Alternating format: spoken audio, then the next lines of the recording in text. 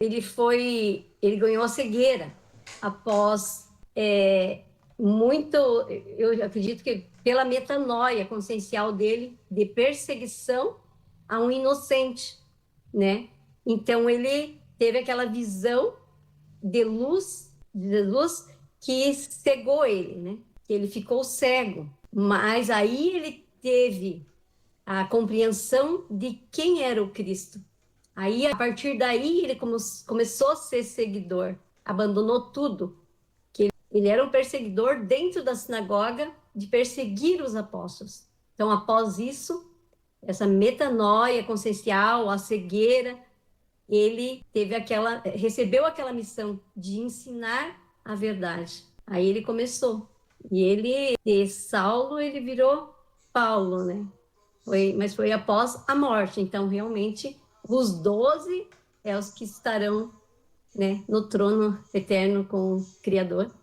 E Paulo é o sequente, depois da morte. Ele começou a praticar os ensinos, né? E o arrependimento também porque ele perseguia, né? Ele era o perseguidor. Nossa, o Judas, ele passou pela metanoia no momento que ele traiu Cristo, que ele reconheceu, né? Quando ele viu que ele tinha traído um sangue inocente, ele foi transformado ali, né? Sofreu uma metanoia ali.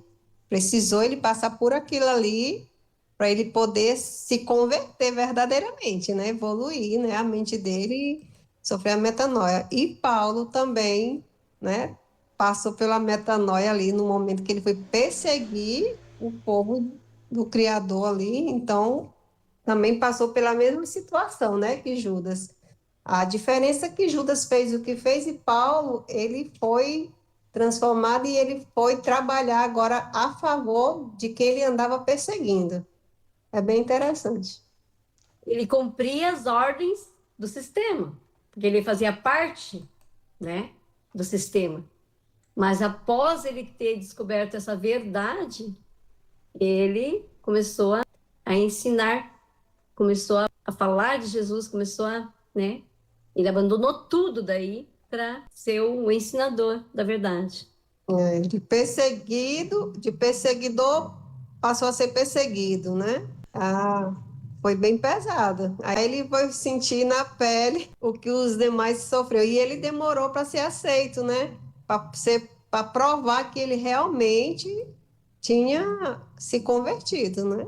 Isso deixa claro que Paulo ele não foi chamado para substituir nenhum apóstolo, mas sim chamado para cumprir um propósito, que era anunciar o evangelho para os gentios, também, claro, para os judeus e também os gentios. E ele, né, o próprio, se denomina apóstolo dos gentios. Então, essa foi a finalidade original do grande apóstolo Paulo, anunciar o evangelho aos gentios. E ele vai trabalhar isso em 1 Coríntios capítulo 15, ele falando das escolhas que Jesus fez, dos apóstolos.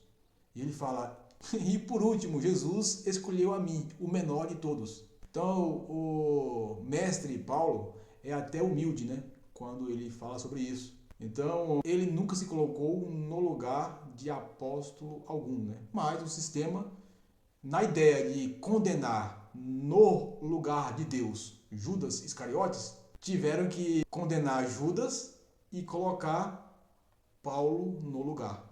Só que, né, está claro com esses textos, né, de Mateus 19 e Apocalipse 21 que realmente Judas Iscariotes não se perdeu. Desde